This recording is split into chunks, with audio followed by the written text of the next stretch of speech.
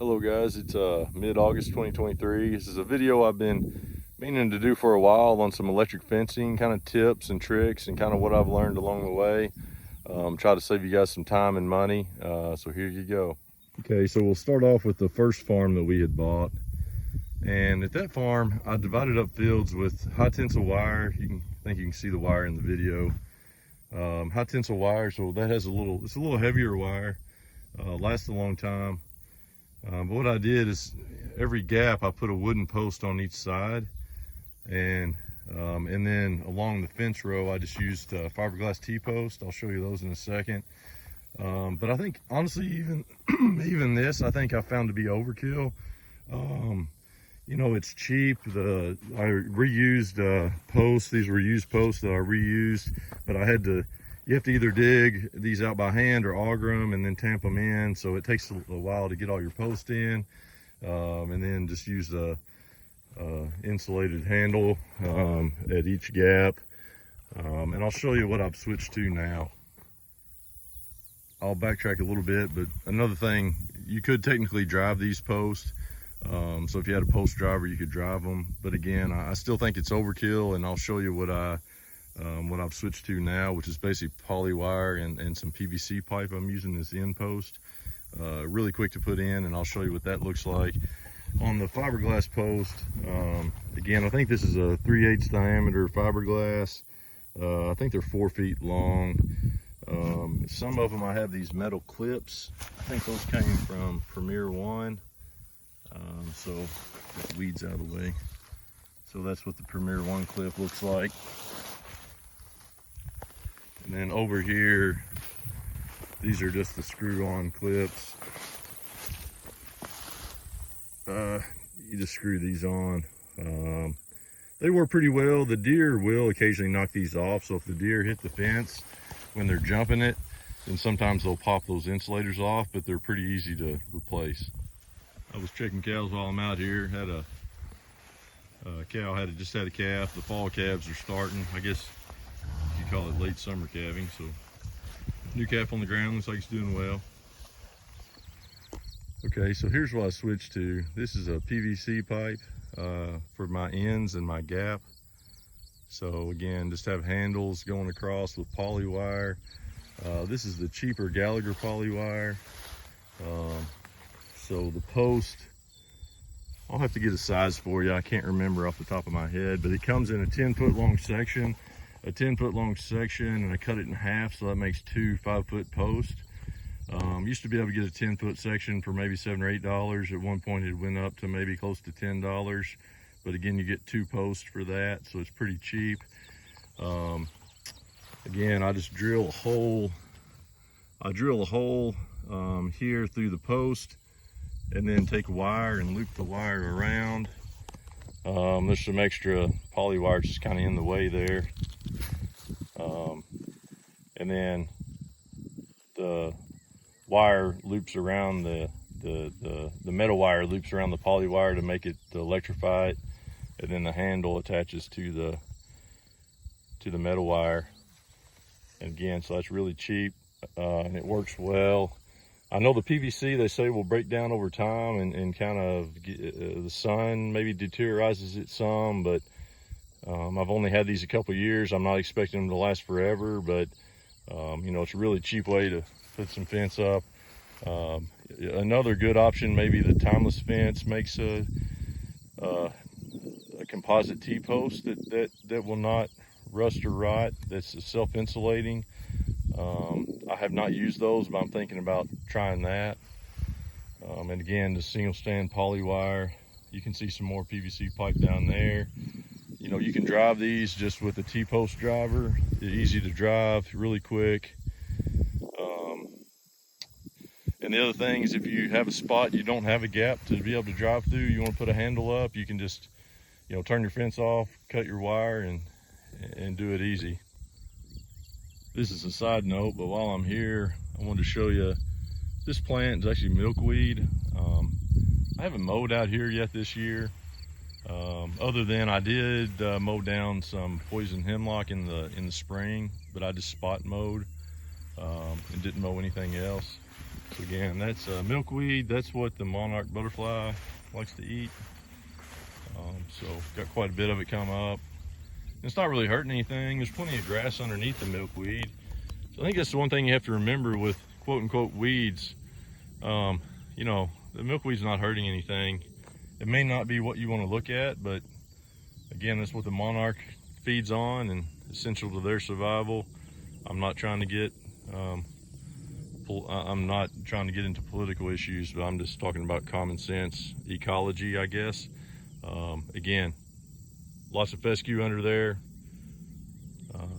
Again, not a weed-free pasture, but lots of grass. Okay, back to our PVC pipe. This is what I've been using most frequently. This is a 1-inch PVC, and it is a schedule 40, and it's a 450 PSI. So the 450 PSI has a fairly thick wall, so it should hold up fairly well, I think. I have used an 1 1/4 pipe as well, but this 1-inch pipe, if you're using this polywire, it tends to work pretty well. And again, I'm doing what I call a semi-permanent fence. So, you know, I'm putting those fences in, I'm dividing the farm up into 7 or 8 fields, and I'm rotating cattle about every 5 days. And all I've got to do is go out and open up a gap. I don't have to tear down and take up fence all the time. So I'm trying to save time. The next thing I'm going to do is show you guys some stuff about the electric fence charger. So if you're familiar with this setup, then you may not want to watch this, but if you don't know, then I'm going to show you kind of how the solar panel and electric fence charger works and kind of go through how to set it up. So this is a Speedrite 6000, which is a 6 joule energizer. I've got some 3000, which are 3 joule, and I've got a couple 6000, which are 6 joule. They both seem to work well for what I'm using them for.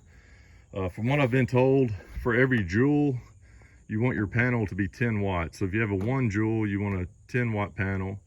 2 joule, 20 watt. This is a 6 joule, so I need a 60 watt panel. So this is a 60 watt panel. I think all this was ordered from Premier One, again, but you can get them other places as well.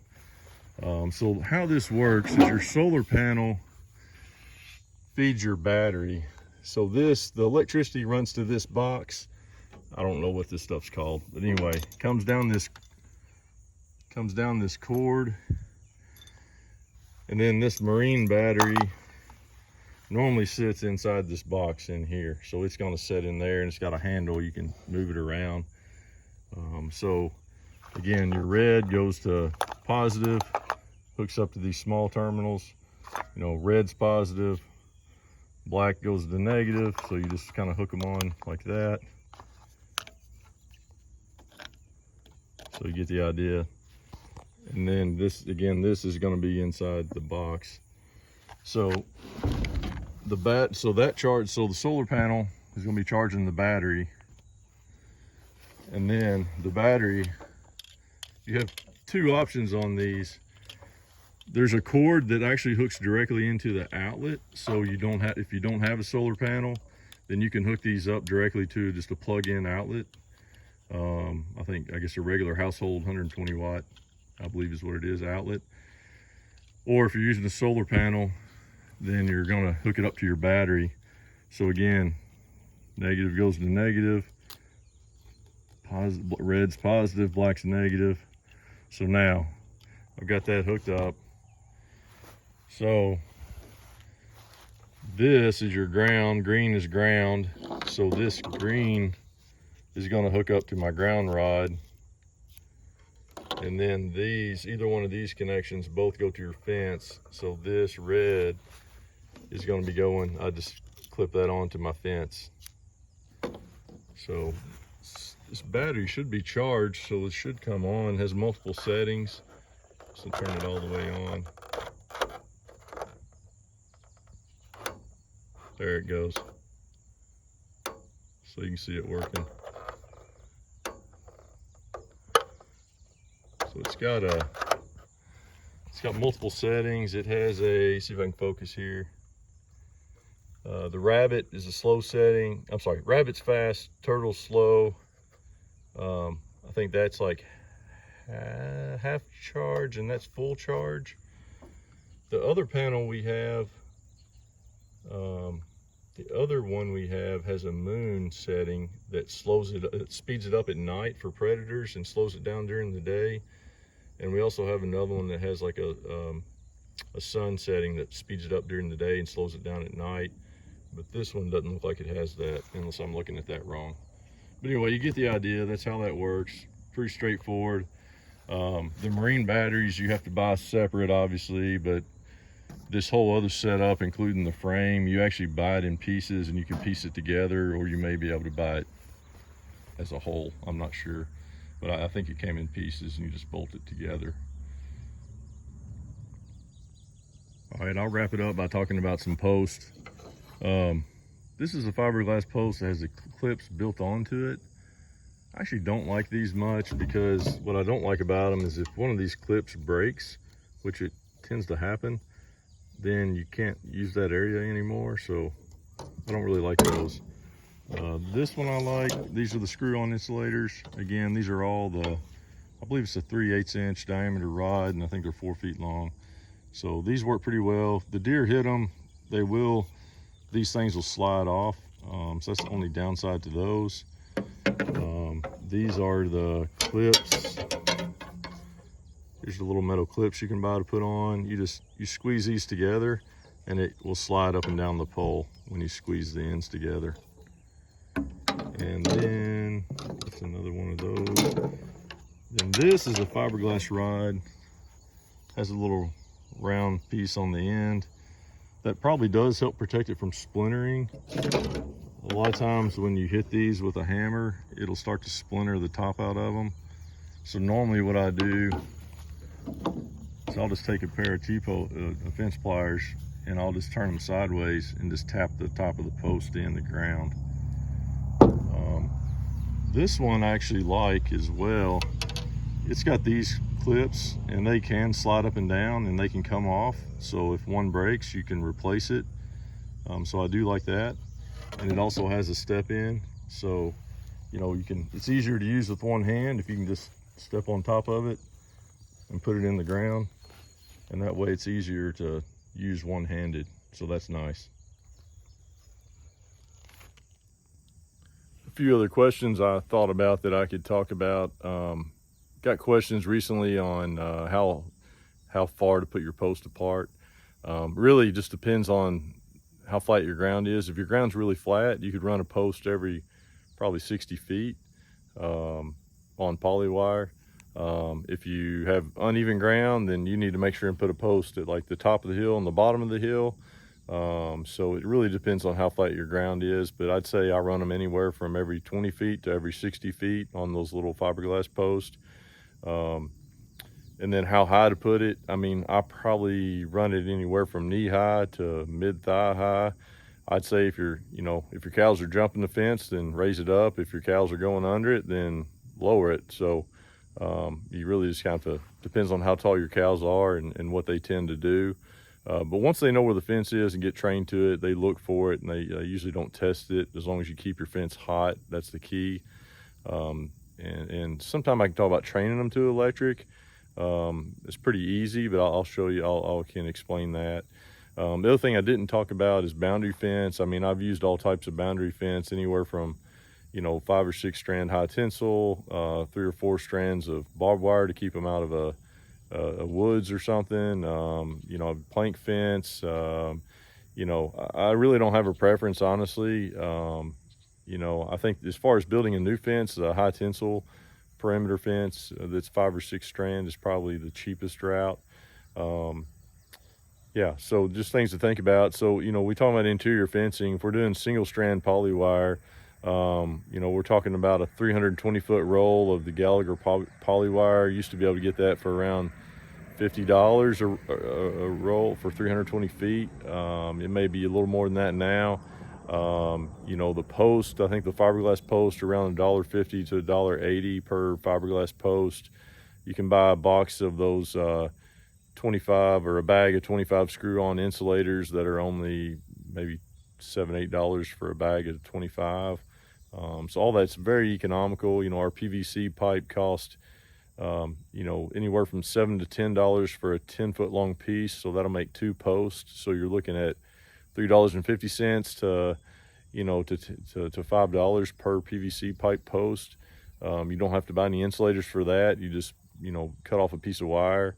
One thing I did want to mention is I would avoid using aluminum wire if your gate handles are steel and if your polywire has steel wire in it, because your aluminum will actually start to corrode over time, and it interferes with the conduction on your polywire. Even some of those polywire pieces of metal will start to corrode where it attaches to the aluminum. So I would recommend using steel wire on the ends of your PVC, where you're making your loops with your PVC through your PVC post. Again, you know, hopefully that helps you guys, and we'll wrap it up. Okay, so just to clarify on that aluminum wire, what happens is that aluminum wire, if it's attached to a metal, a steel, the aluminum tends to become brittle and it'll actually break. So like where your handles are attached to a loop of aluminum wire, over time that aluminum wire will actually, it kind of corrodes and almost becomes brittle, and it'll actually, if it bends, it almost just like breaks in two. I don't know exactly the mechanism of that, but I just know it doesn't work real well. So again, hopefully that helps you guys, give you some tricks, tips, save some money, and be able to do a good job grazing cattle. Hope you guys have a good day. Thank you.